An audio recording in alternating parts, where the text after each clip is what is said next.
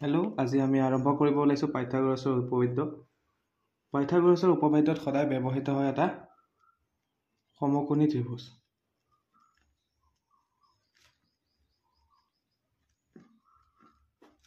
সমকোণী ত্ৰিভুজ মানে হ'ল যিটো ত্ৰিভুজত এটা 90 ডিগ্ৰী কোণ থাকে। পাইথাগোৰাছৰ উপপাদ্য এটা সদায় সমকোণী ত্ৰিভুজ সাপেক্ষেহে ব্যৱহৃত হয়। তাৰ বাবে আমি এটা ত্ৰিভুজ আঁকি লৈছোঁ। প্ৰথমে এইটো হ'ল এটা সমকোণী ত্ৰিভুজ 90 ডিগ্ৰীৰ। পাইথাগোৰাছৰ উপপাদ্যটো হ'ল অতিভুজ স্কোয়াৰ ইজ ইকুৱেল ভূমি স্কোয়াৰ প্লাছ লম্ব স্কোয়াৰ, যাক আমি সৰুকৈ h square is equal p square plus b square বুলিও আমি লিখিব পাৰোঁ। এতিয়া আমি পাইথাগোৰাছৰ উপপাদ্য ব্যৱহাৰ কৰিবলৈ জানিব লাগিব যে এটা ত্ৰিভুজৰ অতিভুজ, ভূমি আৰু লম্ব মানে কি হয়।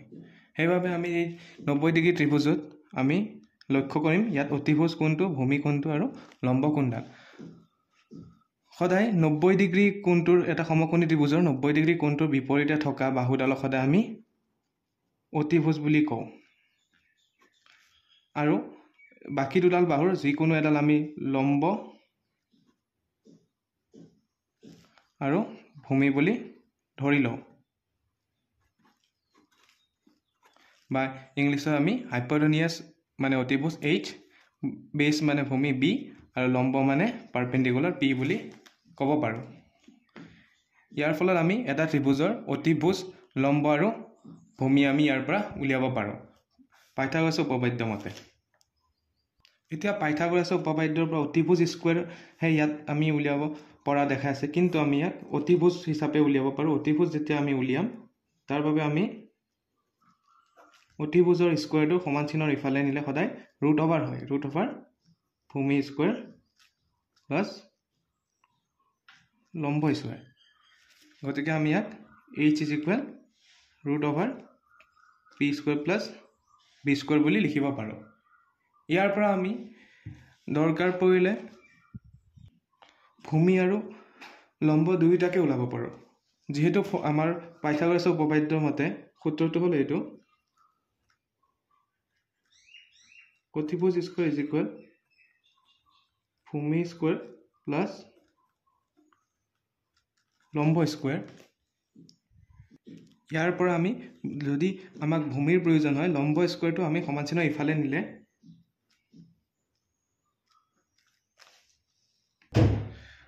অতিভুজ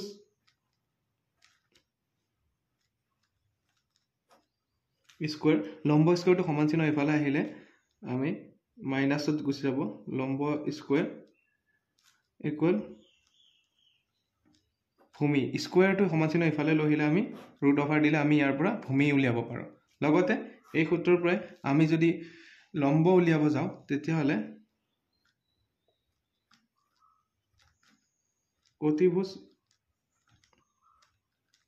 স্কোয়াৰ মাইনাছ ভূমি স্কোয়াৰ ইজ ইকুৱেল টু লম্ব স্কোয়াৰটো আমি সমান চিহ্নৰ ইফালে নিলে ৰুট অভাৰ হৈ যায়। ইয়াৰ পৰা আমি লম্ব এনেকৈ উলিয়াব পাৰোঁ।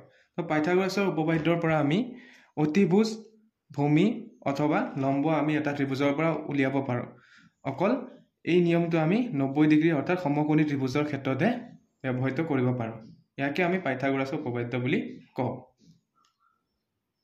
এতিয়া আমি উদাহৰণস্বৰূপে এটা ত্ৰিভুজ ল'ম, যাৰ আমি ভূমি, অতিভুজ আৰু লম্ব উলিয়াব চেষ্টা কৰিম।